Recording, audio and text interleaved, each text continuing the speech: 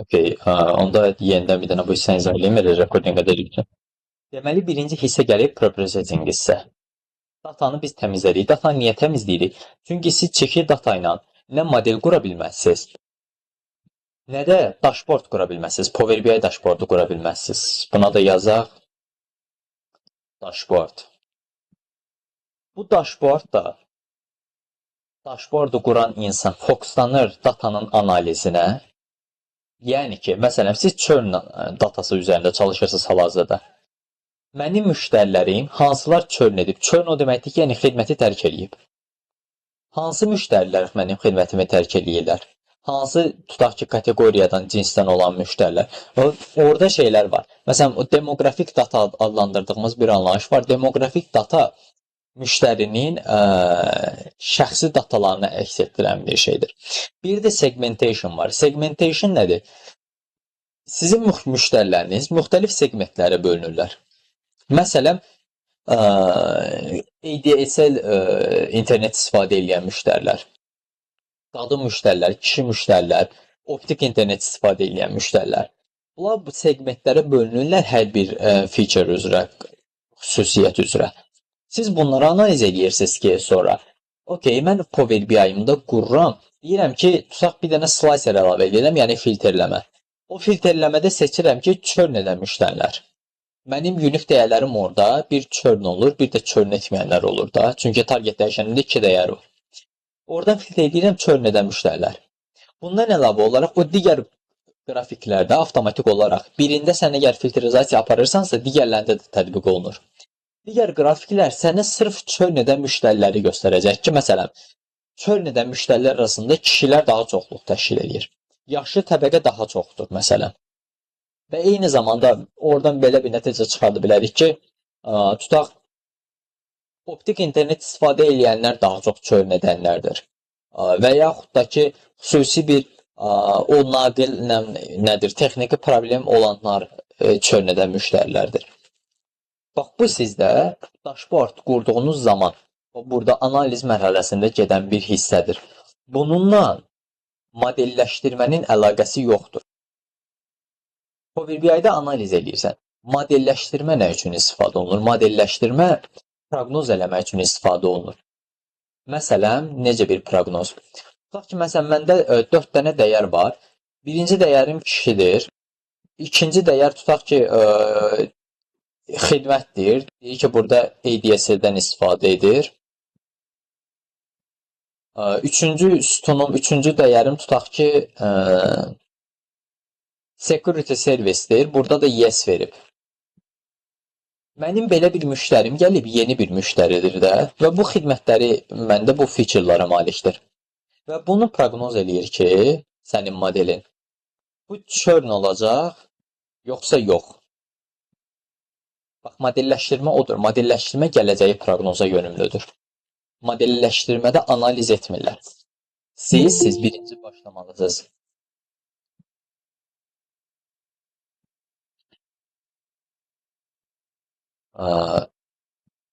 Siz birinci başlamalısınız datanı təmizləməyə. Çünki təmiz data sizdə həm Power BI-yə lazımdır, həm modelə lazımdır. Model qurmağa lazımdır. Və modeli qurduqdan sonra bunu optimization edirsiniz. Niyə görə? Çünki model dedi ki, proqnoz eləyir də, düzdürmü? Yəni, mən bu dəyərlə yeni bir əgər müştəri olarsa və yaxud ki, müştərinin davranışına uyğun olaraq proqnoz eləyir ki, bu müştəri öncədən deyir sənə tərk eləyəcək, yoxsa yox. Ola bilər ki, bu müştəri tərk eləməyəcək sənə xidməti, amma model qaytarır ki, sənə tərk eləyəcək. Bu yanlış cavabdır da, yəni modelin tam olaraq doğru işləmir. Modelin yanlış işləyəndə sən bunu daha da optimallaşdırmalısan, daha yaxşı bir vəziyyətə gətirməlisən. Və modelimizin müəyyən bir parametrləri olur. Biz sizinlə modelləşdirmə dərsinə də introduction keçəcəyik. Sadəcə bu ilk taskınızdır deyənə o hissələrə hələ toxunmamışam. İstəyirəm birinci özünüz sadə bir model qurun, çox çətin, necə deyirlər, kompleks bir model tələb etmirəm. Sadə bir model qurun. O modeli sonra başlayın optimization etməyə. Əsas o hissələr lazımdır. Ondan sonra növbəti dərslərdə modelləşdirmə haqqında ətraflı geniş bir şəkildə danışacağıq. Bu iş taskınızı yəni öz ixtiyarınıza buraxmışam. Burada inteqrasiyanı bax bu formada etmək lazımdır. O inteqrasiyada problem yaşayanlar. Amma ki, Power BI quran oturub preprocessingdə gözləməsin ki, tam şəkildə qurtarsın. Məsələn, preprocessingə siz də baxın ki, ola bilər ki, preprocessingdə nəsə düz getməyib. Çünki məsələn, datasetdə elə bir featurelar var ki, bir dənə buradan baxaq. Bax, yaşlı təbəqə sütunu var məsələn. Yaşlı təbəqə sütunu 0 və 1-lərdən ibarətdir. Sən əgər Power BI-də vizual bir qrafik yaradırsansa, əgər bu unik dəyərləri dəyişməsən, sənin o vizualının title'ı 0 və 1 olacaq. Ya bu nə deməkdir? 0 nədir, 1 nədir? Bunu başa düşməyəcəksən. Sən başa düşəcəksən, daha doğrusu supervisor başa düşməyəcək. Yəni texniki olmayan bir hissədən heç kəs başa düşməyəcək. Ona görə də sən deyirsən ki, məsələn, yaşlı təbəqəni götür, sıfırları yoxdan əvəzlə. Yəni cavan təbəqə və ya götür yazmana, gənc təbəqə. Birləri əvəzləsin yaşlı təbəqə ilə.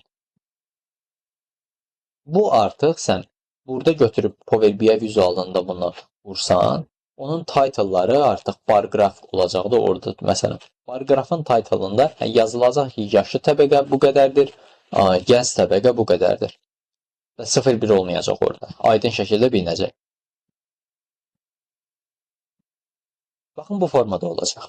İnteqrasiya dediyim kimi, siz gözləməyin preprocessingi. Preprocessing atılan taskı siz də çək eləyin ki, həqiqətən mənə lazım olan datasetdir, yoxsa yox. Burada özü çox, necə deyərlər, ehtiyac yoxdur. Əsas düzəlişlər nədə olacaq? Boşluqlar var, null dəyərləri var. Onları doldurmaq bütün sütunlarda yoxdur, amma 2 sütunda yanılmıramsa olmalıdır. Daha sonra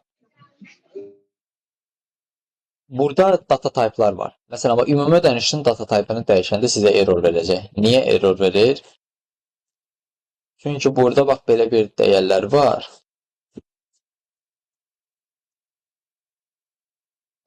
Belə bir dəyərlər var burada. Boş bir dəyər gedir. Bu burada belə boş görsənir, amma sizə erroru qaytaranda potensial boşluq kimi qaytaracaq. Ona görə bu obyekt tipində gedir. Obyektdən siz floata çevirməlisiniz. Onu da necə çevirəcəksiniz? Məsələn, bu potensial boşluqları ya filtrləyib çıxarda bilərsiniz. 10 dənə, 11 dənə dəyər olmalıdır orada. Və yaxud da ki, o potensial boşluğu götürüb nulla əvəzləyirsən, daha sonra nulları doldurursan. Ki, məsələn, medianla doldurur. Ya, ortalama ilə doldur. Onu artıq siz qərar verəcəksiniz. Və daha sonra bu sütun ki var, telefon xidməti və kağızsız hesablaşma. Bu sütunu götürüb parçalayacaqsınız. Burada dataseti göndərəndə bir dənə şey olub, gözdən qaçan məqam olub ki, burada kağızsız hesablaşma sütunu da var. Telefon xidməti sütunu da var. Amma ki, əslində bunlar olmamalıdır. Sadəcə onlar silinmədən sizə göndərilib gedib. O sütunları siz siləcəksiniz. Daha sonra telefon xidməti və kağızsız hesablaşma sütununu parçalayıb 2 ayrı sütun kimi göstərəcəksiniz. Baxın belə, yəni burada drop bildirəm. Çoxsu yox, hər kəs götürüb drop eləyir. Orada amma drop etməyin. Çünki bu split'i eləyin ki, bundan sonraki datasetlərdə, proyektlərdə siz daha qəliz, necə deyərlər, splitdən istifadə eləməli olacaqsınız. Daha çətin bir versiyadan. Bax, sizə belə bir dataset göstərim də.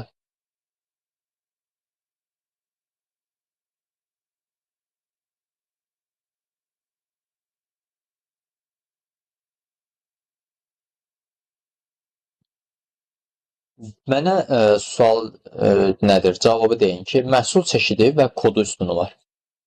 Burada mən fast food bir üstuna çevirməliyəm. Bu kodu da ikinci bir üstuna çevirməliyəm. Bunu necə eləyərəm?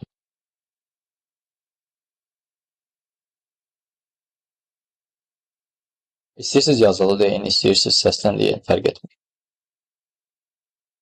Bunu necə parçalayaram iki üstuna?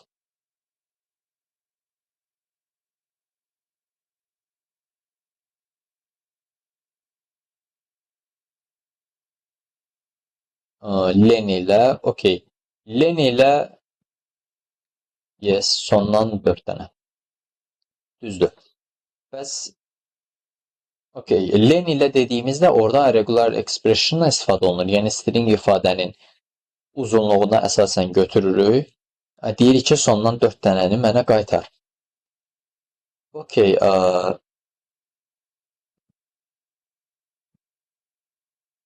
görüm buradayım. Amma o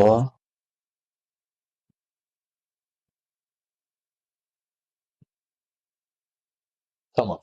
Bax, sizdə belə bir sual verim. Belə bir telefon nömrələri də var. Belə bir telefon nömrələri də var. Sizdən də tələb olunur ki, +994 51 801 61 32 arasında boşluq olmamaq şərti ilə eyni bir formata gətirilməlidir.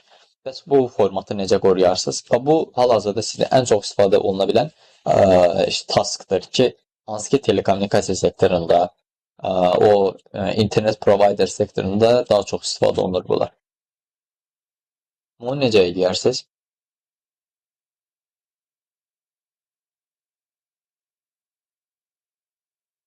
Eyni bir formata gətirmək.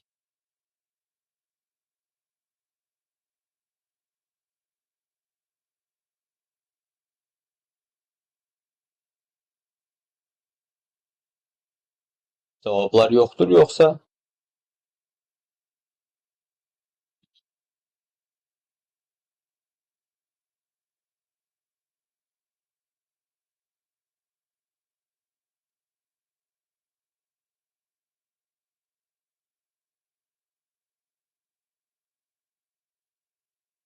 Hə, sən gərək deməlisən.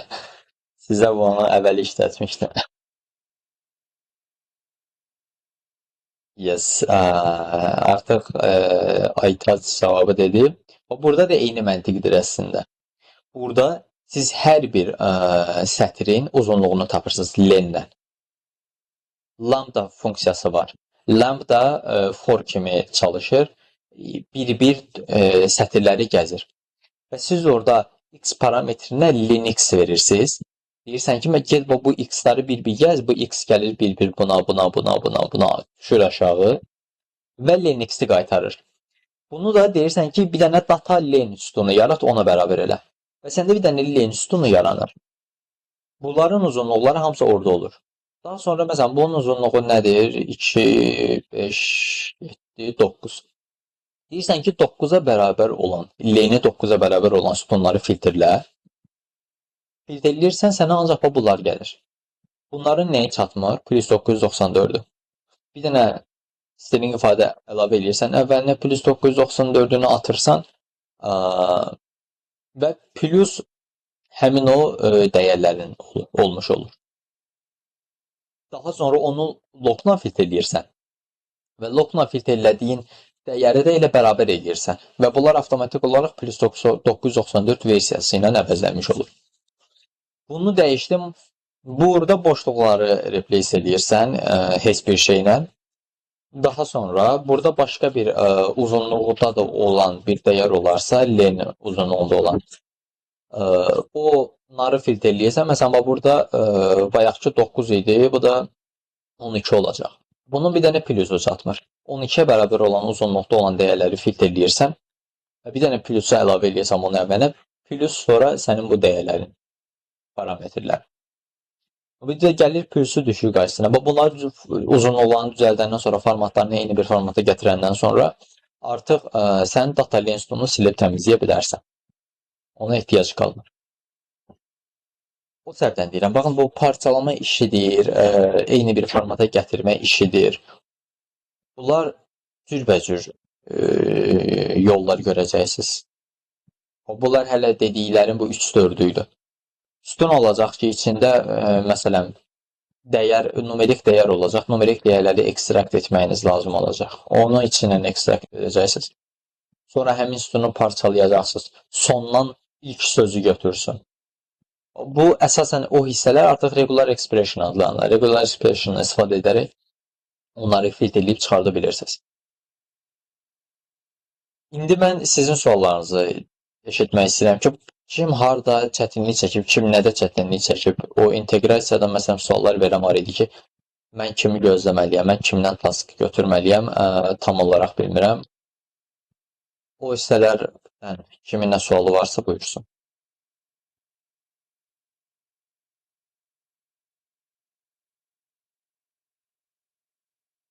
Ümumiyyətlə vəziyyət nə yerdədir sizdə?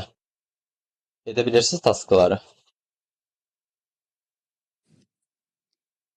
Salam. Salam. Mən əslində Team 22-dənəm. Sadəcə olaraq bugün də qoşulmaq istədim. Bizdə pre-processing və Power BI demək olar ki, hazırdır. Power BI əslində bizdə churn üzərindən getmişdi. Yəni müştəri itkisinə nə təsir edir? Məsələn, fiber optiklərdə daha çoxdur və yaxud da onların aylıq ödənişlərinin ortalaması məsələn daha çox təsir eləyir, ödəniş də təsir eləyir, daha sonra texniki dəstək və s. bu cür analizlər eləmişdik, amma model building hissəsində, yəni biz də onu fikirləşdik ki, yəni ehtimal nədir ki, məsələn yeni bir müştəri gəlsə, məsələn fiber optikdirsə və yaxud da digər xüsusiyyətləri, featurelər daşıyırsa, bu müştərinin getmə ehtimalı daha böyükdür. Yəni onu proqnozlaşdırmağı düşünmüşdük, amma sadəcə olaraq onu Pythonda necə eləyə bilərik, onu bilmirik əslində. Logistic regression və yaxud da train olacaqmı, test olacaqmı, dataları ayırmalıyıqmı? Bunu öyrənmək istəyirdim əslində mən. Okay. İndi bax bunu da göstər. Bu faylı da göndərərəm sizə. Baxın, bu datamızdır. Import etmişik. Datamız hal-hazırda bu formadadır. Onu qeyd edeyim ki, əgər tarix tipli data varsa, bu formada bir data varsa, bu modelin daxilinə getmir. Bunu çıxarırıq. Və ID tipində individual dəyərlərə sahib bir data olarsa, onları da çıxarırıq. Onlar da modelləşdirmənin çünki beynini qarışdıran bir nüanslardır. İndividual dəyərlər. Zaten heç bir məna da kəsb eləmir olar. Axırda təmiz datan saxlayırsınız əlinizdə. Məsələn, hal-hazırda bu var. Mən burada silməmişəm, birbaşa olaraq salmışam encodingin daxilinə, göstərmək məqsədi ilə. Amma siz onlara yəni fikir verməlisiniz. Daha sonra təmiz data olduqda əlinizdə, məsələn, bunlar təsəvvür edin ki, təmizlənib də dataset. Bunlar ayrılıb, bu silinib, nə bilim, burada dəyərlər falan düzəldilib, hər şey tamdır, data typeları düzəldilib, hər şey okeydir. İndi mən gəlməliyəm modelləşdirməyə. Modelləşdirməyə gəldiyim zaman model string ifadəni, obyekt ifadəni başa düşmür. Ona görə onları rəqəmlərlə əvəzləmək lazımdır, çevirmə işləri etmək lazımdır. Çevirmə işləri etdiyimiz zaman burada müxtəlif üsullar var. Binary encoding var, one-hot encoding var, label encoder var, ordinal encoder var. Siz bunlardan birini seçməlisiniz. Növbəti dərslərdə danışacaq ki, bunların fərqi nədir, hansını seçmək lazımdır və s. Tutaq ki, label encoder seçdik. Mən dedim ki, obyekt tipində olan dəyərləri seç, numerikləri dəymirəm. Numeriklər zaten numerikdirlər. Mənə lazımdır obyekt tipində olan bunları, sözlə olan dəyərləri filtrləyim sütunlara. Bu dəyərləri mən əvəzləmə aparım numerik versiya ilə. Və label encoderə daxil etdiyim zaman encode fit transform eləyir həmin o datanın sütununu. Məhsul adı baxın çevrildi. Məsələn, bax, burada free-yə 1 verib. Tutaq ki, hot dog-a 2 verib. Hər birinə bir dənə rəqəm adlandırır bu. Və eyni ilə bu məhsul çeşidində də hər bir dəyərə bir dənə rəqəm adlandırır. Artıq mənim bax dəyərim, datasetim ancaq dəyərlərdən ibarətdir. Burası okeydir. İndi mən bunu modelə vermək üçün train testə bölməliyəm. Train testi niyə bölürəm? Train dəstim mənim modelimin öyrəndiyi hissədir. Test dəstim isə modelimi çek etdiyim hissədir. Yəni, mən modeli qurandan sonra bunu modeli yoxlamalıyam, yoxsa yox. Yoxsa ki, nə bilərəm, düz işləyir. Buna görə də bunu yoxlamaq üçün birinci x-lərimi müəyyənləşdirirəm. Asılı olan və asılı olmayan dəyərlərimi. X-lar asılı olmayanlardır, y asılı olan dəyərdir. Sizdə bu churn sütunu olacaq, y-iniz. X-iniz isə churn'ü drop eləyəcəksiniz, qalan sütunlar sizin x-larınız olacaq. Və daha sonra train testə bölürsünüz. Train testə bölmədə x-train, x-test, y-train, y-test olaraq yazırsınız. Train test split'ə bölürsünüz. Bu da scikit-learn'dən model selection kitabxanasından çağırılır. Burada x-y-mi müəyyənləşdirdim və test size müəyyənləşdirirəm. Deyirəm ki, 80% data ilə check it, daha doğrusu train it. 20% data ilə də yoxlanış eləyərik. Random state burada yazsaz da olar, yazmasaz da olar. Bunu niyə yazırlar? Sabitləmək üçün. Çünki məsələn hər dəfə bunu mən yazmasam əgər run etsəm bu kodu. Burada hər dəfə run etdiyimdə test size-da olan 20% data müxtəlif hissələrdən olacaq. Yəni məsələn bax bir dəfə 0, 3, 4 götürəcək, bir dəfə 1, 2, 3 götürəcək, bir dəfə 0, 2, 3 götürəcək. Yəni bu formada götürəcək. Amma random state verdikdə sabitləyirsən. Bu train testinə böldük və model gəldi gördü ki, artıq məhsul adı 6, tutaq ki, bax 0, 1, 2-ci indekslər train datamdır. 3, 4-ü də test datamdır. Model gəldi bax 0-cı indeksdə train datasına oxudu. Deməli X train nədir səndə? Məhsul adı, məhsul dəyəri, məhsul sayı, alış tarixi, toplam daha doğrusu hava temperaturu, məhsul çeşidi və kodu. Bu X traindir səndə. Eyni ilə bax burada da birinci indeksdə də, ikinci indeksdə. Bunlar hamısı səndə X traindir. Y train nədir? Y train də bax 0-cı, 1-ci, 2-ci indeksin toplam satışlarıdır. Bunlar Y traindir. Sənin modelin gəlir, görür ki, bax məhsul adı 6 olan, məhsul dəyəri 8 olan, sayı 9 olan, alış tarixi bu olan, hava temperaturu bu olan, məhsul çeşidi bu olan dəyərin toplam satışı 144 olur. Bunu model öyrənir. Sonra gəlib bax bu dəyərlərə baxır. Bu dəyərləri belə olan bir məhsulun toplam satışı 110 olur.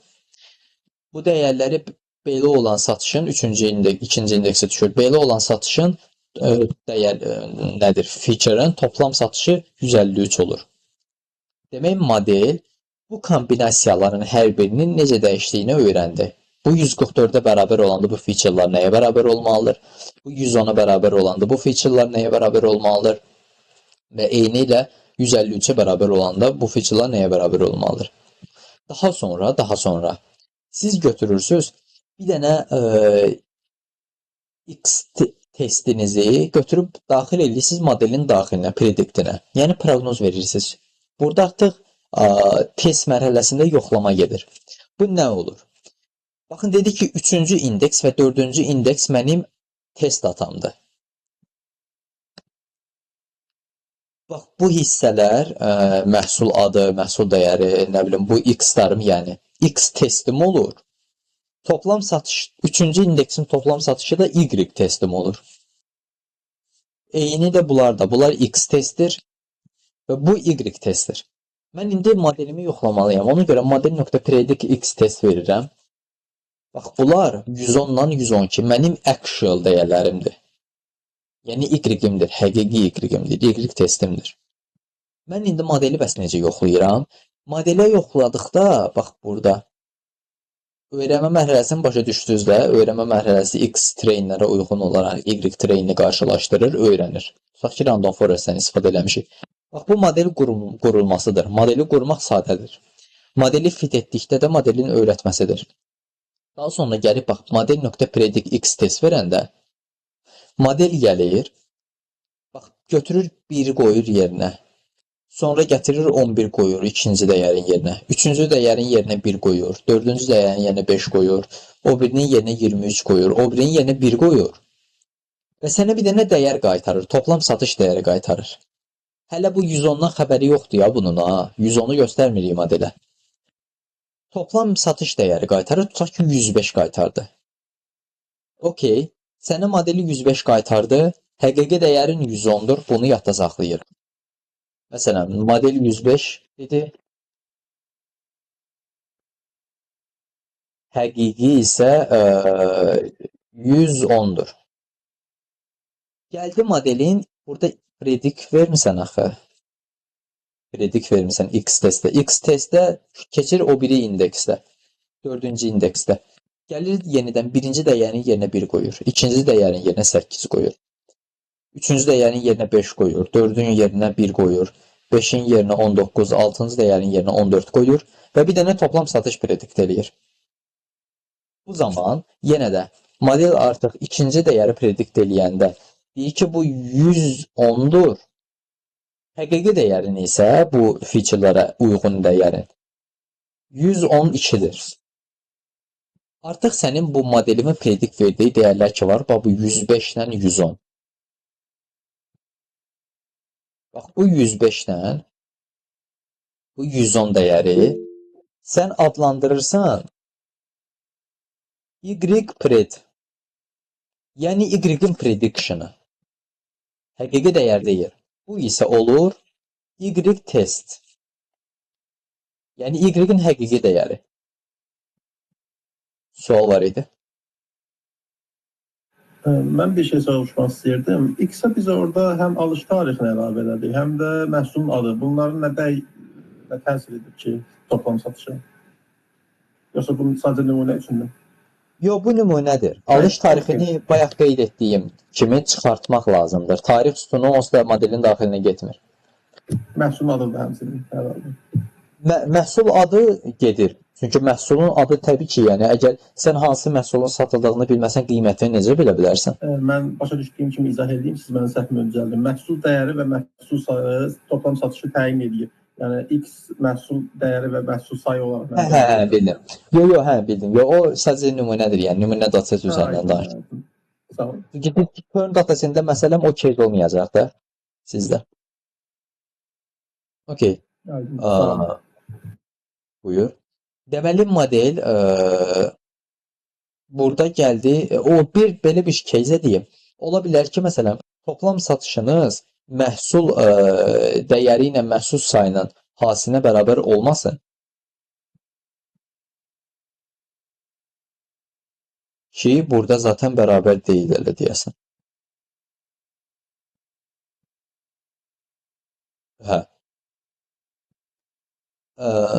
Ola bilər bərabər olmasın. Onda artıq datasetdə hansılı olaraq başqa bir faktorlar sizə təsir göstərəcək. İndi o növbəti proyektlərdə görəcəksiniz. Okay. Bu modelin sizə prediction idi. Bunu siz adlandırdınız. Bax, Y-pred və ya prediction adlandırırsınız. Yəni, burada prediction eləyə elə. Ona uyğun olsun. Bu dediyim ki, modelin proqnozudur. Test mərhələsindəki proqnozu. 105-dən 110. Bu Y testim isə həqiqətən o dəyərlərin toplam satışıdır. 110-dan 112. Buna görə də artıq mən modelimin də nəticə qaytardığı nəticəni görə bilirəm. Həqiqi dəyərlərimi də görə bilirəm. Yerdə nə qalır? Prediction-la həqiqi dəyərləri qarşılaşdırmaq. Qarşılaşdırdığım zaman da, məsələn, Artu skordan istifadə edirəm. Artu skordan istifadə etdiyim zaman deyirəm ki, get Y testlə, yəni həqiqi dəyərlə modelin qaytardığı dəyərləri müqayisə elə. Bu, əgər yüksək qaytarırsa, deməli, modelin qaytardığı dəyər 105, məsələn, 110-a yaxındır. 110-112-yə yaxındır. Demək, mənim modelim gözəl bir modeldir. Yox, əgər bu 110-a gəlib 20 desə, 112-yə gəlib 30 desə, mənim modelimin metrikləri aşağıdır, aşağı olacaq. Çünki sən burada modeli yaxşı öyrətməmisən ki, həqiqi dəyər 110-dur. Yəni, məsələn, bu çipsinin, Doritos'un toplam satışı filan gün ərzində 110 manatdır da. Amma sənin modelin deyir ki, bunun proqnozu 20 manatdır. 20 manatdır toplam satışı. Gör nə qədər burada error yaradır. Buradan da bu nəticəyə gəlirsiniz ki, sizin modeliniz doğru bir nəticə göstərmir. Və burada da bu skoru metriki yoxladığınız zaman bu aşağı olacaq. Məsələn, 20% verəcək, 30% verəcək. Normal skor bu 1 olması da absurddur. Çünki dediyim kimi, bu case üzərindən izah edirəm deyənə, bu dataset sonradan yaranma datasetidir. Amma sizin real iş mühitində, yəni 90%, 95% ala bilərsiniz. Amma hər zaman 95% kimi bir skorlar almayacaqsınız. Yəni 82, 85, 87 kimi faiz skorlarda, yəni yaxşı bir model olduğunu göstərir. Baxın, bu da modelləşdirmədir. Modeli daha sonra optimization edirsiniz. Yox, siz modeli optimization etməyin hələ. Model optimization'ı çünki burada əlavə eləməmişəm.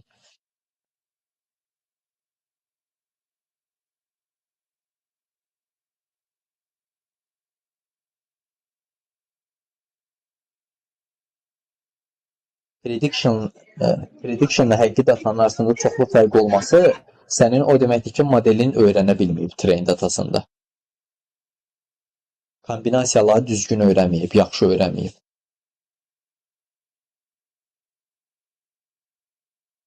Başqa sual var?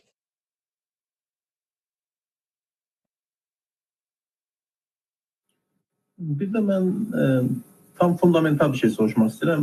Modeli qurmağımızın məqsəd nədir? Mən çox basic suallar verəcəm, açığı. Yox, problem yox. Model qurmağımızda məqsəd ondan ibarətdir ki, sən müştərinin davranışlarına uyğun olaraq öncədən proqnoz edə bilirsən ki, mənim müştərim çölün кейzindən gedirəm də elə. Mənim müştərim xidmətimi tərk eləyəcək yoxsa yox. Onu proqnoz eləyirsən. Və yaxud da ki, məsələn, time series modellər də olur. Time series modellər artıq sənin tarixi dataya əsasən sezonluq məlumatları prediction da eləyə bilir. Məsələn, növbəti 3 ay ərzində mənim satışım necə dəyişəcək? Bax, onu da proqnoz eləyə bilirsən ki, ona uyğun olaraq artıq mən bilim işimi. Və yaxud da ki, bax, bundan sonraki datasetdə avtomobil dataseti görəcəksiniz.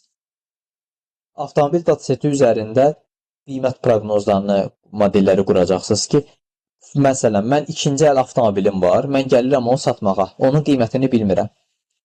Həmin modeldə feature model quracaqsınız, featurelarımı daxil edəndə o mənə bir qiymət qaytaracaqsınız, sənin modelin, avtomobilin modeli hal-hazırda bu qiymətədir. O modelləşdirmə onun üçündür. Model olmayan bir şeyi proqnoz eləmək üçündür, yəni hazır historical datada olmayan bir məlumat.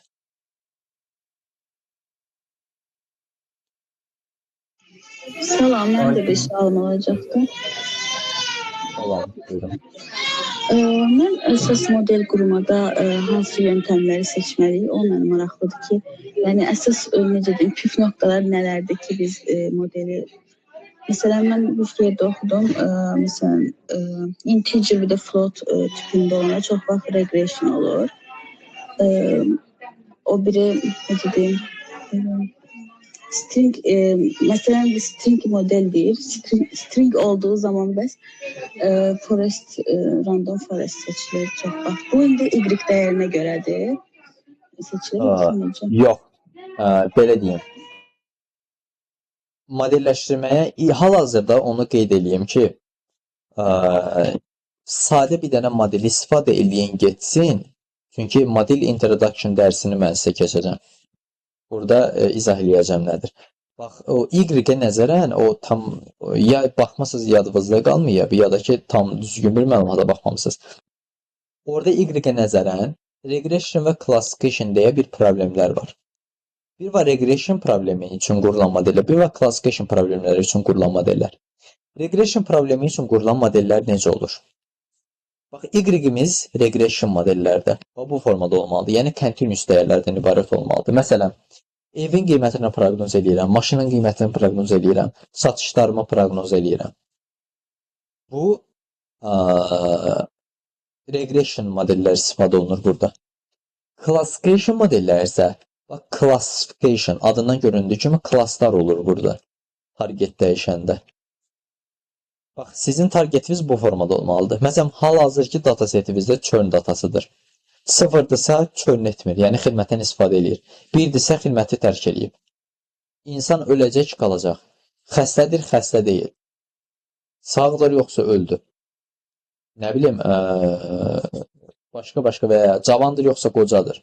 Belə bir əgər targetinizdə, y-inizdə klasslar varsa, yazınıza saxlayın, 2 klassdan ibarət olmalıdır. 3 klassa gedəndə artıq o başqadır. 3 klassa gedəndə clusteringə gedir, çıxır.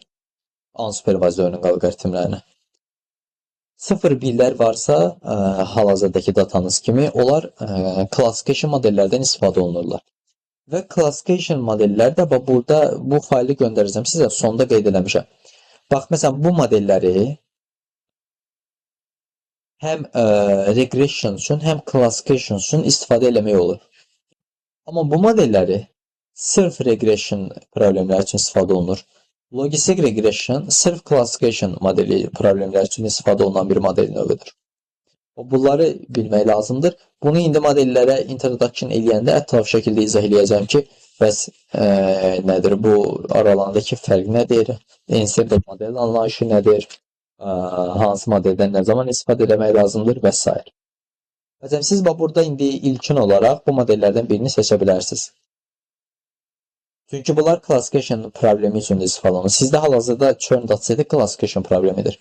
Və ya logistikdən də istifadə etmək olar. Aydındır, çox sağ olun.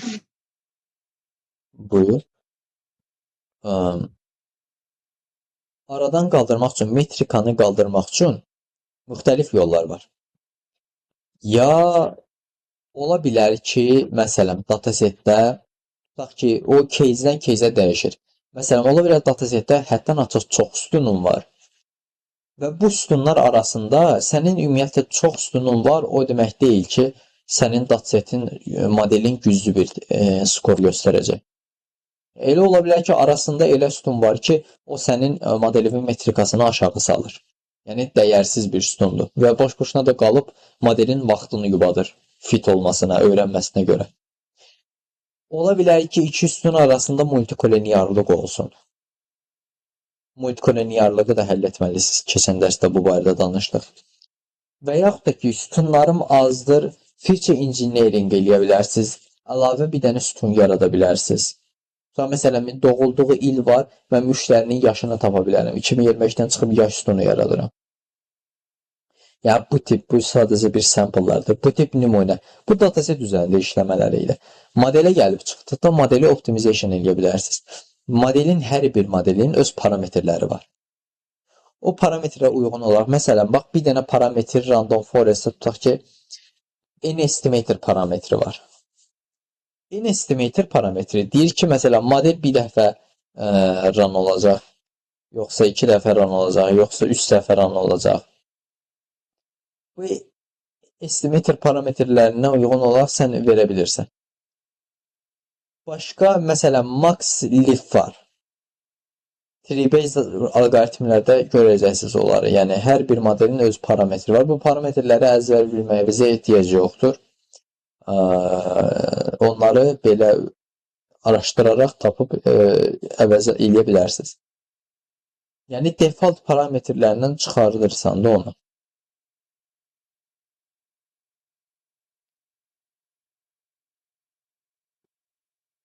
Burada şəkildə qoymuşdum bir saniyə.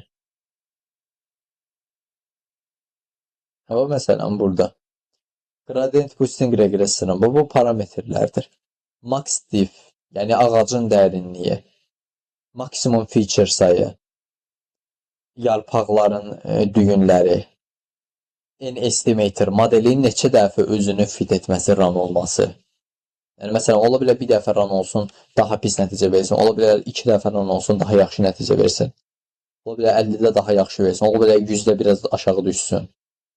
Yəni burada optimal bir parametrləri seçəcəksiniz.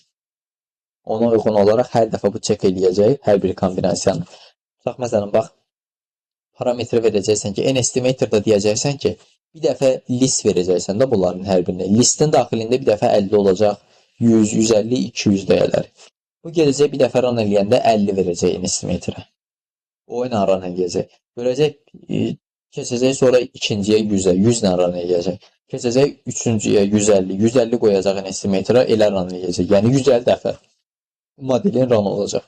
Sonra 200 bərabərləşdirib 200 dəfə run eləyəcək. Və ən yaxşı hansı birində verirsə nəticəni, onu saxlayacaq. Sən best estimator deyəcəksən mənə qaytar. Best estimator bu qeyd etdiyim parametrlərin ən yaxşı versiyalarını qaytaracaq. Ona bir dənə fikir verin ki, model optimization etdiyiniz zaman çox parametrlərdən istifadə etməyin. Məsələn, 4 dənədən istifadə edəcəksiniz bəs. Çünki bunların sayını artırdıqca, kombinasiyaların sayını artırdıqca, təsəvvür edin ki, məsələn, 5 dənə kombinasiya var. 5 faktorial qədər orada hər birində şey eləyir. Sizdə burada gör, 4 dənə buradan da kombinasiya verdikdə, hər bir feature'ın parametrində 4 dənə özündə olduqda, onun artıq hər dəfə iterasiya baş verməsi gedir, çıxır onun kəlləsi arxa nəzəriyyələr. Yəni, o model run ola qalacaq da, yəni. Sonra gözləyin ki, 2-3 saata ən yaxşı parametrələri tapıb sizə qaytarsın. Model optimization hissəsində keçəndə orada optimization texnikaları falan var. Onları yenə ətraflı danışacaq. Sadəcə mənim hal-hazırda sizdən istədiyim sadə bir simple model qurmaqdır. Başqa hər hansı bir qanala qalan sual. Team 22-də dedik, Team 20, bir də 21. Sizdə necədir vəziyyət? Hansı hissələrdəsiz? 21-dən deyəsən mən varam. Dostlar işləyiblər. Clean hissəsi olub, Properting və Power BI hissəsi olub. Yəni üzərində biraz da kosmetik işlər görəcəyik. Model qurmaqda mənim biraz sualım yaranmış. Ona görə deyəsən ancaq mən qoşulmuşam, bizim timdən başqa heç kim yoxdur. Model qurmağını mən sizə yazmışdım. Mən məntiqin başa düşmədiyim işlərdə çətinlik çəkirəm. Çətinlik çəkirəm, daha doğrusu həvəssiz olurlar. Ona görə mən sizə soruşum ki, modelin məqsədi nədir və datanı necə oxuyum? Yəni bu data mənim önümə gəlib, amma hər hansı bir tələblə gəlməyib. Yəni, burada tələb nədir? Churn datasında məsələn mən ona görə sizə yazmışdım. Onu soruşmuşdum sizdən. İndi belə bir şey deyəcəm. Həşər üzərindən. Ümumiyyətlə, mən hal-hazırda modelləşdirmədə indi müəyyən qədər də olsa izah verdim. Orada müəyyən anlayışlar oturdu yerinə, yoxsa? Bəli, indi nisbətən oldu.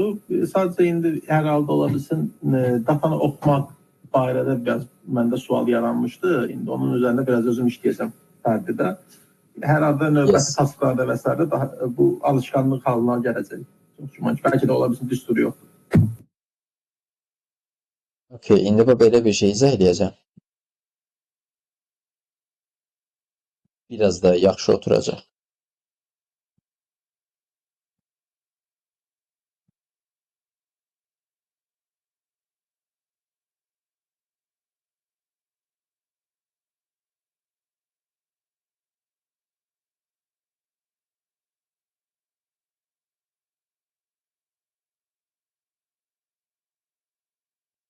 Tamam. Bax, bu sizin X-tarınızdır. Bu da sizin Y-inizdir. Siz dataseti X-Y böldünüz. Artıq enkod tətbiq eləmişsiniz, numerika çevirmişsiniz. Gəldi indi dataseti X-Y bölməyə.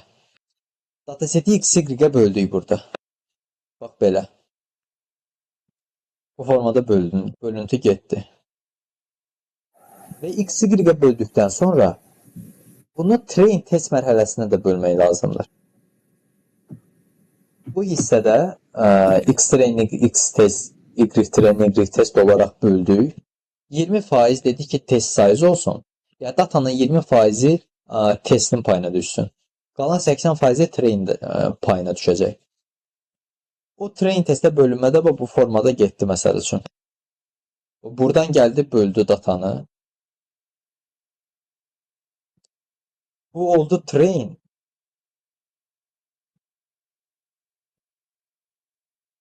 Daha doğrusu bax, bu olur X-train.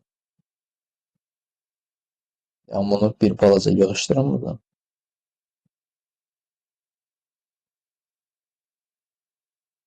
Bu oldu X-train.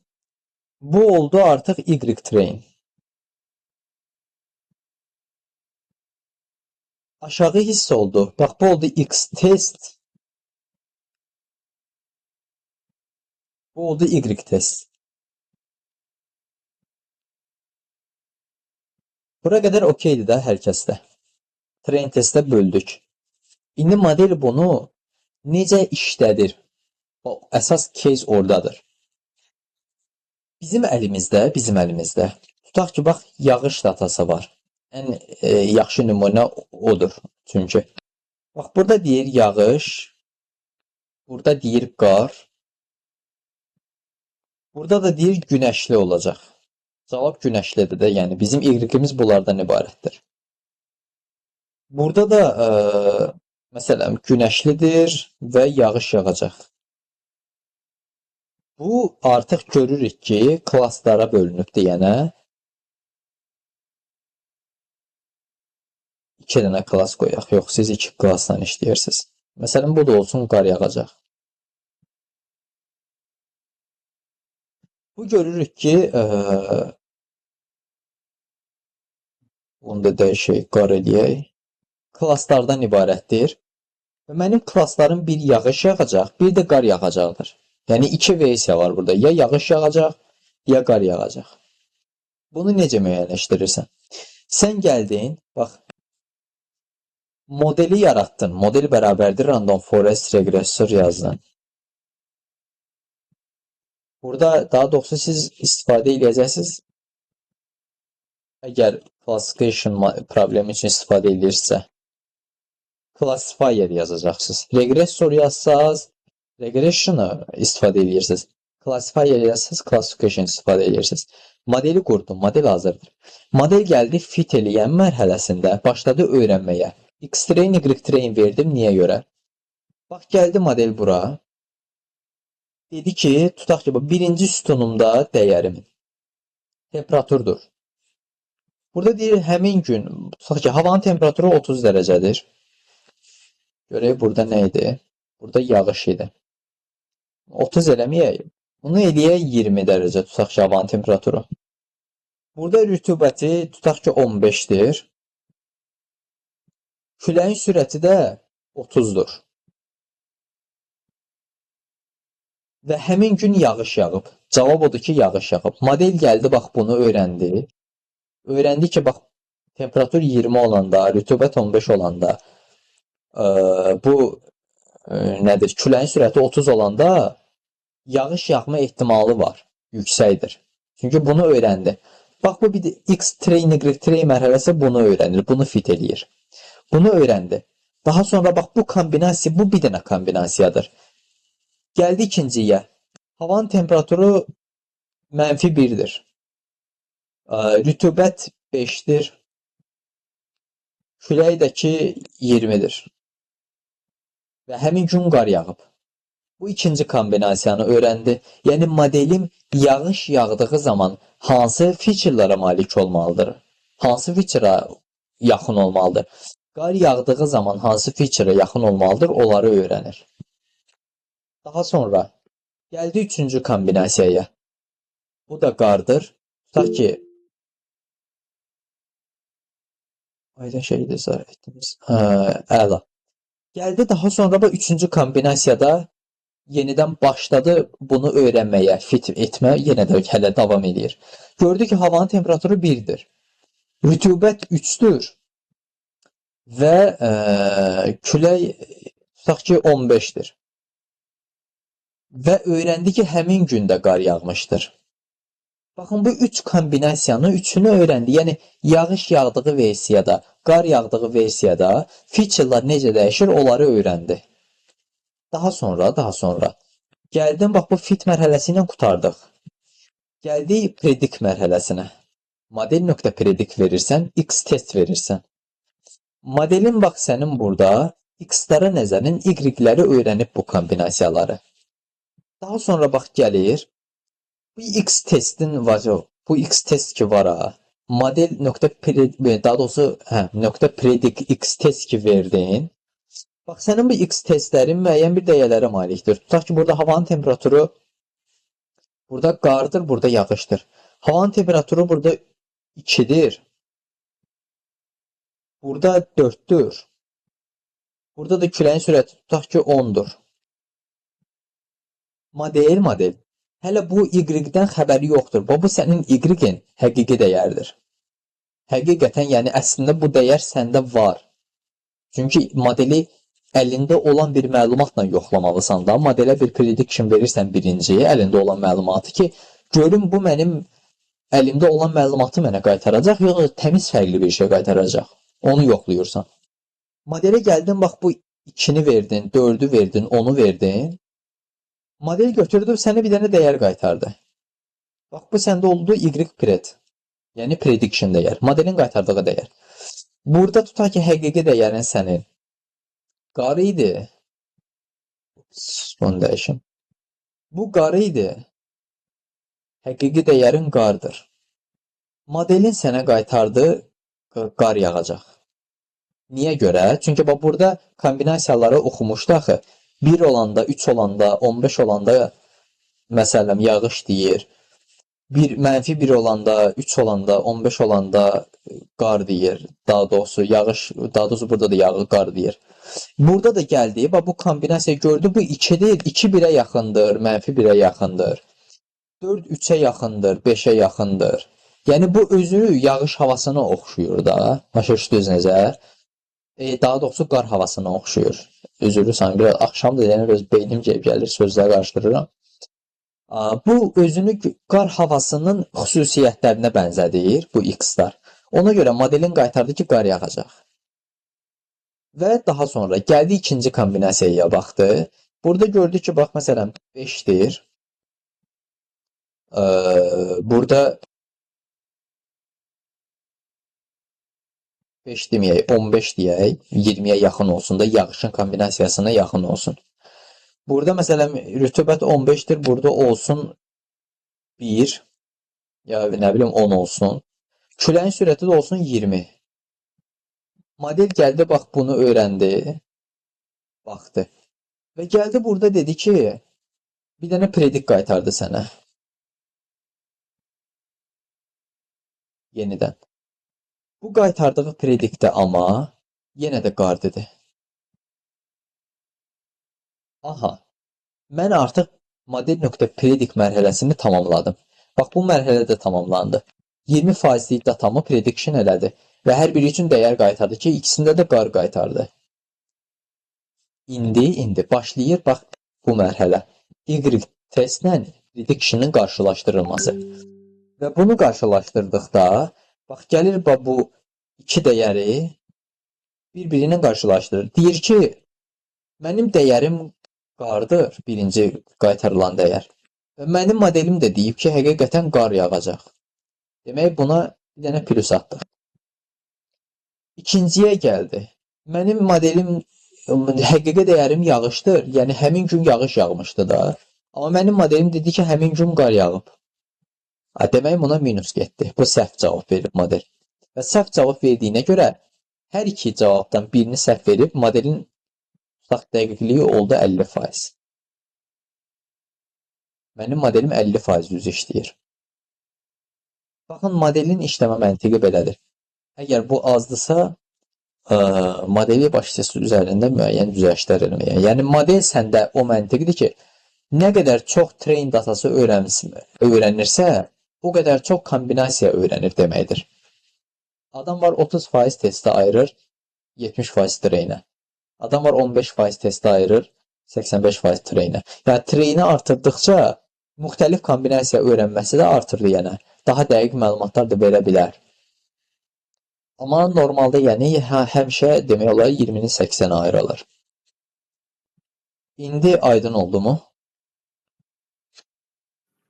Aydındır, amma bu daha çox sual doğurdu məndə. Mən gecə Okey, suallara zəhmət olmasa.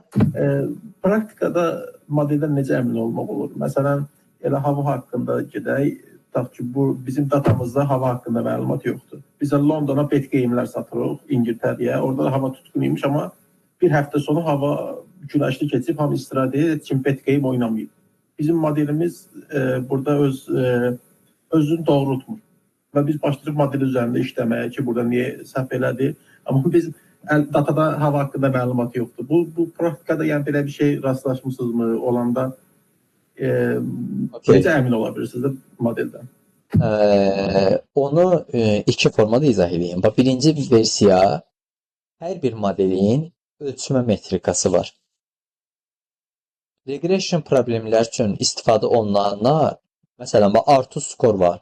Mean squared error var, mean absolute error var, root mean squared error var.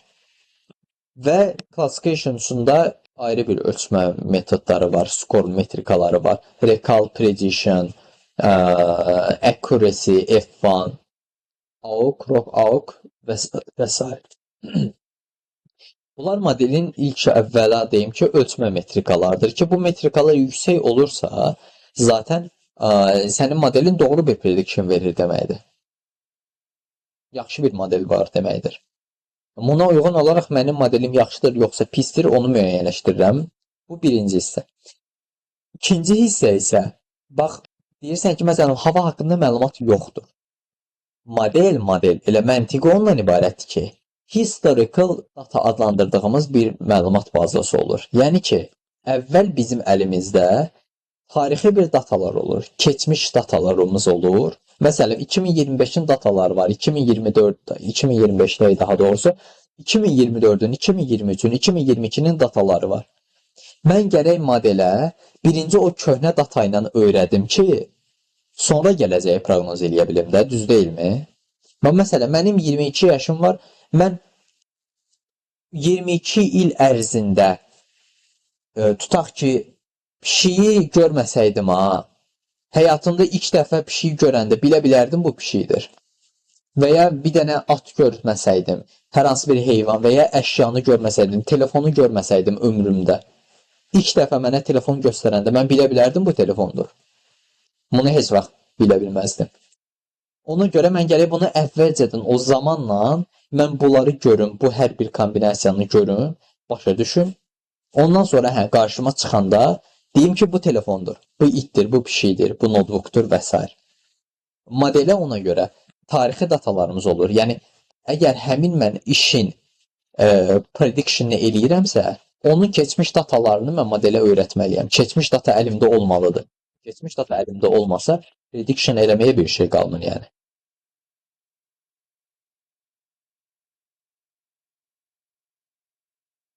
Düz izahı verdim, bilmirəm o sualı necə deyərlər, yoxa çıxarda bildim, yoxsa yox.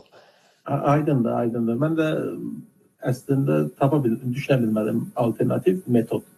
Çünki əgər datada yoxdursa biz nə edə bilərik? Aydındır. Yes. Datada olmalıdır, yoxdursa bilə bilmədim. Yes. Datada yəni bizim əslində elə tarixi datamız olmalıdır, historical datamız olmalıdır ki, o lazım olan feature'lar olmalıdır ki, biz onun üzərinə prediction verə bilərik. Və yaxud da ki, scraping adlandırdığımız bir metod da var. Məsələn, ola bilər ki, bizim datamız yoxdur. Tutalım, mən gedirəm Amazondan, data scraping eləyirəm.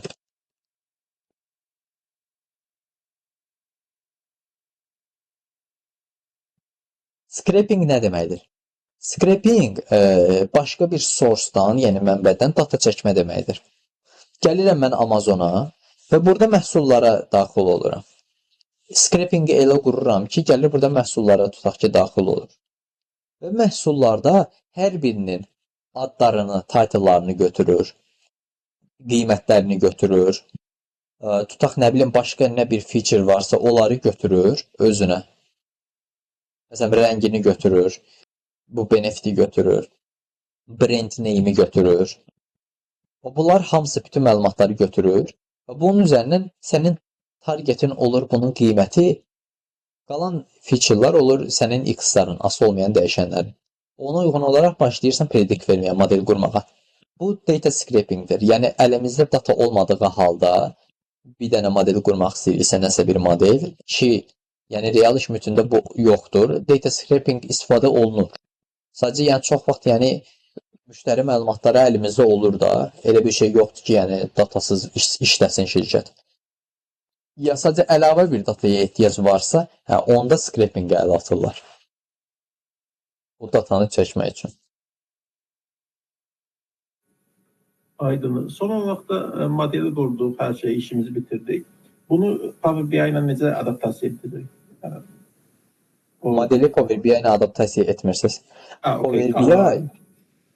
Power BI analiz üçündür ki, sən supervisorə təqdim eləməlisən ki, sənin satışın niyə aşağı düşüb filan ayda? Səbəbi nədir onun? Əsas anomaliyalara da fokuslana bilirsiniz ki, məsələn, o anomaliya dediyim kimi, bax belə bir şeydir anomaliya. Məsələn, bir qrafik qurmusunuz. Bu qrafik satışdır. Gedir. Riski belə bir şey var. Sənə lazımdır ki, bax bu nöqtədə olan satışlar niyə aşağıdır onu araşdırasan. Bu anomaliyadır. Və yaxud da ki, gedir, risk bir dənə qalxır. Bu formada belə gedir. Bu yenə anomaliyadır. Yəni ki, anomaliya o deməkdir ki, kəskin dərəcədə fərqlənən bir dəyər var burada. Nəsə anormallıq var. Niyə kəskin şəkildə artıb, onun səbəbini araşdırırsan. Ola bilər ki, məsələn, xüsusi bir kampaniya keçirmirsən, həmin ərəfəyə düşüb deyənə, ona görə satışların artıb. Ona görə o kampaniyanı başqa bir aylarda da çek eləyirsən, yoxlayırsan ki, görüm satışlarımı keçən aya nisbətən artıracaq, yoxsa yox. Power BI-də dashboard qurmaq, sırf fokuslanırsınız ki, analiz eləyəsiniz onu. Aydındır. Onda birinci modeli qurub, modeldə biz skillləri görürük, pik və dip nöqtələri. Buna uyğun Power BI-də həmin hissələrə qabardaraq vizuallaşdırırıq ki, supervisor, admin, CEO görsün. Belə? Power BI-də birbaşa olaraq o line chartdan görmək olur. Model sadəcə proqnoz eləmək üçündür ki, artıq mənim müştərim necə davranacaq, mənim satışım necə dəyişəcək. Bu bayaqları burada şey çəkmişdim ha. Nədir? Hissələri qoymuşdum ha. Bax, bu preprocessing hissədir. Bu Power BI-dir. Bu model buildingdir. Sizdə preprocessingdən sonra təmiz datanı eyni zamanda Power BI-yə göndərirsiniz və eyni zamanda modelə göndərirsiniz. Model başlayır təmiz data ilə model qurmağa. Bu prediction qaytaracaq sənə. Bu analiz verəcək sənə. Power BI ilə modelləşdirmə ayrı-ayrılıqda preprocessinglə əlaqəlidir. Amma bunların bir-birindən əlaqəsi yəni yoxdur, çoxdur. Aydındır. Skript bəs kim görür? Yəni dip və pik nöqtələri Power BI görür, yoxsa model görür? Yoxsa ikisi də görür, fərqinə varır? Model sadəcə proqnoz edə bilir. Sən orada anomaliya axtarırsansa, məntiqi olaraq məsələn bu məsələyə yanaşsaq, anomaliya axtarıramsa mən vizual qurmalıyam da, düzdürmü? Bayaqları bu xətt çəkdim ha, məsələn belə-belə qrafik gedir, sonra belə bir şey olur. Sənin modelin sənə sadəcə qiymət qaytarır. Sənə vizual olaraq nəsə bir şey göstərmir. Vizualdan söhbət gedirsə, artıq bu anomaliyadan söhbət gedirsə, buradan qaçırıq biz Power BI-nin üstünü. Aydın. Ona görə siz deyirsiniz ki, modellə Power BI əlaqəli işləsin. Çünki Power BI məsələni görüb, modelə məlumat verə bilər ki, bura fokuslan, burada iş gör. Düz başa düşdüm yoxsa? Yox, şeydir. Onu mən niyə demişdim? Mən demişdim ki, yəni Power BI edən, məsələn, ya sadəcə model quran. Yəni bu preprocessinglə Power BI-yi başlı-başına buraxmasın da. Yəni siz özünüz də fikir bildirin ki, Power BI-də məsələn bu analizləri etmək olar, bu qrafiki əlavə eləmək olar. O baxımdan deyirdim. Aydın. Sağ olun. Ona görə. Yəni bir-birinizdən xəbəriniz olsun ki, ola bilər ki, Power BI-də çox məntiqsiz bir dashboard qurular. Mən ona da razıyam. Tək elə məntiqsiz olsun ki, oradan daha biz, necə deyərlər, o errorları görək. Çünki sabahları siz şirkətdə, baxın, belə bir şey deyim də, sabahları X adlı şirkətə gedib orada ürəyim istəyən kimi, error çıxaracam, senior məni başa salacaq. Həmişə belə olmur. 10 şirkətdən, 20 şirkətdən birində siz onu görərsiniz. Elə şirkət olacaq ki, sizin orada supervisor şey nədir, mid-level'ınız, seniorunuz olmayacaq heç. Məcbur özünüz, tək departamentdə özünüz həll eləməli olacaqsınız bütün problemləri. Orada artıq sizin error eləmək kimi bir şansınız yoxdur. Maksimum dərəcədə işləri ən qısa zamanda təhvil verməlisiniz. Deadline qoyulacaq. Məsələn, orada normalda şirkətlərdə analitika departamenti deyəndə eləsi var ki, məsələn, maliyyə analitika ayrı olur. Nə bilim, satış analitika ayrı olur, HR analitika ayrı olur. O departamentlərin hər birinin öz analitikləri olur. Elə bərk şeylər də var ki, bunlar hamısı bir dənə analitika baxırlar. Və sənə oradan task veriləndə bir deadline müəyyənləşdirirlər ki, məsələn, mənə bu taskı 10 dəqiqəyə et ver. Bayaqları məsələn, mən nömrə göstərdim də sizə. O nömrəni atacaqlar, sizə deyəcəklər ki, mənə təcili olaraq hamısını plus 994 vəziyyətinə sal göndər ki, mən bunlara zəng vurmalıyam. Call centerdə məsələn məlumat gələcək.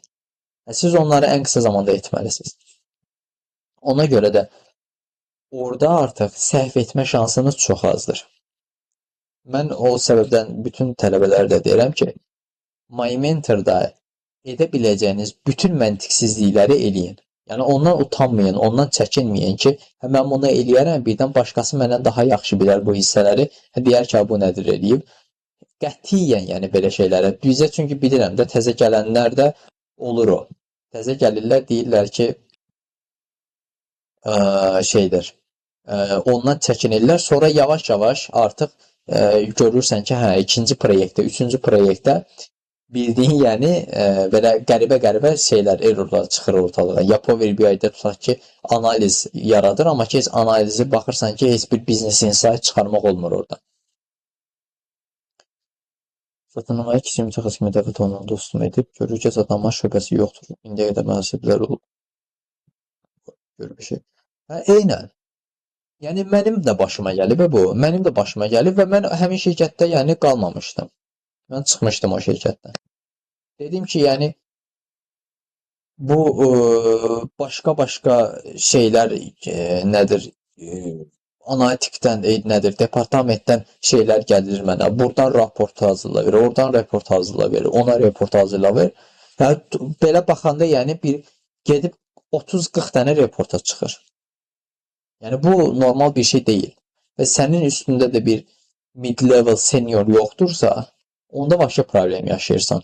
Çünki sən özün lap senior olaraq belə getsən, ya senior deməyim də, seniorlar indi çox da şey olmur. Mid-level olaraq getsən, şirkətdən şirkətə hər birinin öz necə deyirlər, struktur bazası olur.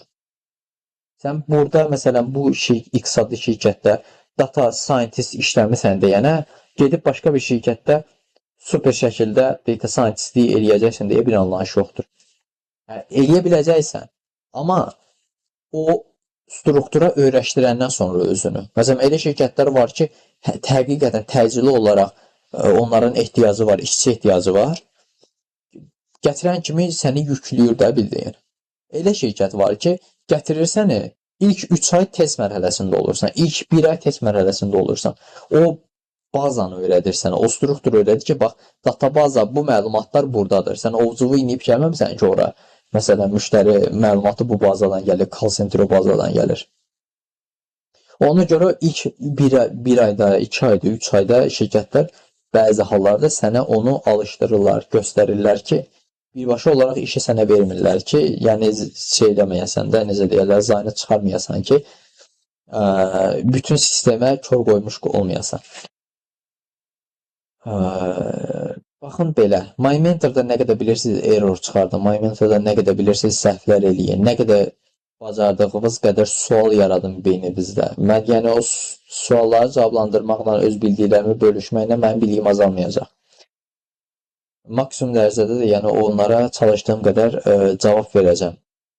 Lap elə suallar olur ki, bir də görürsünüz cavabını mən də bilmirəm. Yəni o qədər yəni qəribə suallar gəlir tələbələrdən. Araşdırıram, həqiqətən görürəm ki, hə, belə bir şey var imiş. O başa düşdüyüm kimi onu izah eləməyə çalışıram məntiqli. Tək ki, sabahları şirkətə gedəndə problem yaşamayasınız. Əsas o lazımdır mənə. Baxın belə. Başqa nə sualınız var?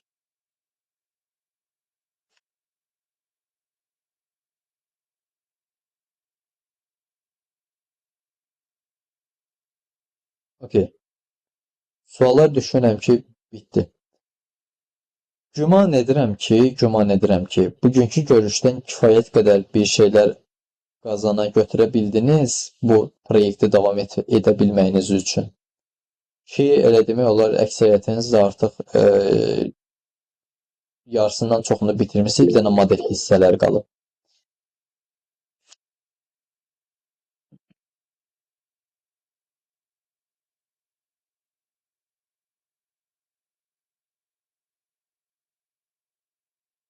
Rekordu bugün göndərərəm. Bu YouTube kanalına yüklənmə prosesu müəyyən qədər zaman alır. O yükləndikdən sonra linki atacağım. Bunun son datasında gender üzrə demək olar ki, heç say fərqi yox idi. Bu zaman gender X olaraq seçməsək olar.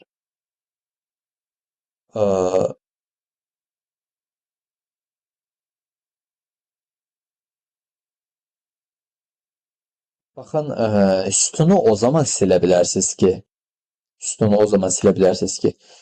100% dəyərləri də eyni bir dəyərdən ibarət olsun. Sütunun 70%-dən yuxarısı nul olsun.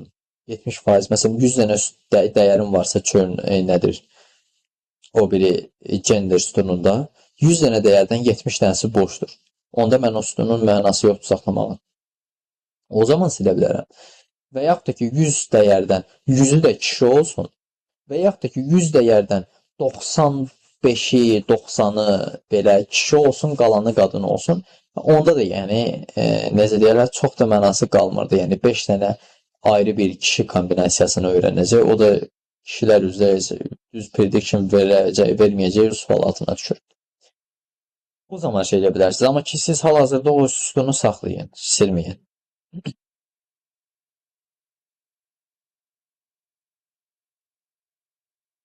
Yes, bunu görə bilərsiniz. Bunu keçən səfər bax korelasiyadan danışdıq.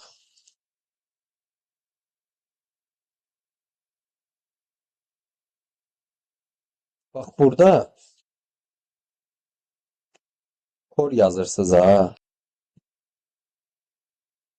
Məsələn, numberləri verdik, kod yazdı. Burada hər bir feature'ın bir-birinə korrelasiyasını görürük. Bunun bir dənə sonuna target dəyişəni əlavə eləyəndə target dəyişəni ilə x-ların korrelasiyasını görəcəksiniz. Burada məsələn məhsul dəyəri nədir? Toplam satışı yazacaq, ya nə bilim çörünü yazacaq burada. Burada da x-ları yazacaq ki, x-ların bu y-lə hər birinin korrelasiyası nə qədərdir? Yəni sonuna bir dənə nədir? Target dəyişəni əlavə edirsən, çox qutardı gəl.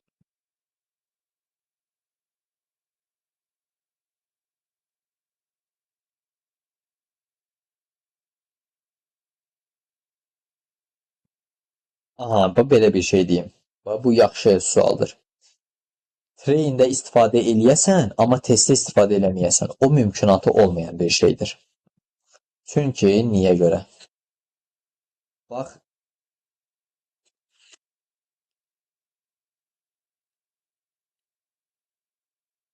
sənin burada x-ların var, trainlərin var. 3 dənə x trainin var və y traini proqnoz elədi. Yenə də x trainin var, y traini proqnoz elədi. Sən götürürsən test dəstində bu hissəni çıxardırsan buradan. Bax ki,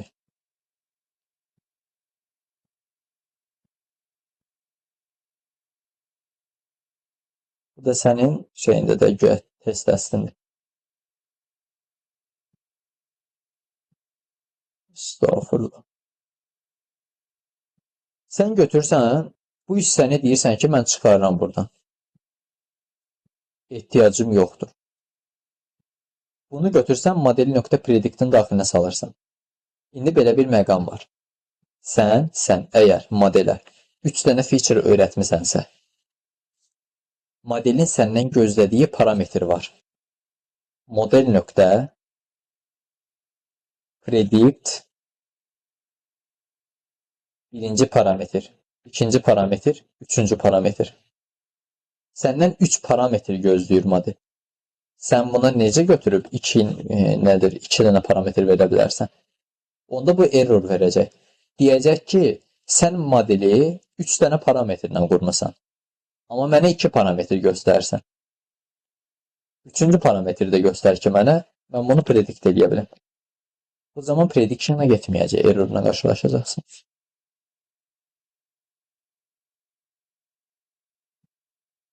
Başqa sual?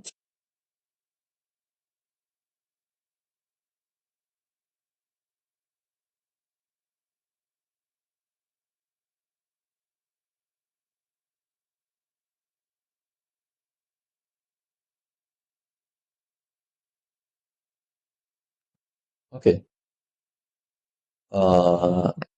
Baxın belə. Güman edirəm ki, dediyim kimi, bu nəsə bir qatqı oldu, həm processing tərəfdən, həm o inteqrasiya tərəfdən, həm BI tərəfdən, həm modeling tərəfdən. Artıq nəyi necə edəcəyinizi, necə bir discussion aparacağınızı müəyyənləşdirdiniz. 7-ci gün mit olacaq, son vəziyyəti göstərəcəksiniz. Təbii ki, bundan sonra növbəti proyektə keçid etməyəcək. Bu proyektdə hələ ki danışılmayan məqamlar var, hissələr var. Onlara baxacağıq, onlara toxunacağıq. Onu optimallaşdırandan sonra artıq keçəcəksiniz ikinci proyektə. Yes, hər şeyi göndərəcəm sizə, narahat olmayın. Bunu da göndərəcəm. Nədir? Bu hissəni də göndərəcəm. Model kodunu PDF-də göndərəcəm. Bir də recording-ə göndərəcəm. Belə. İnşallah 7-ci gün görüşərik. Sağ olun, gecəniz xeyrə qalsın.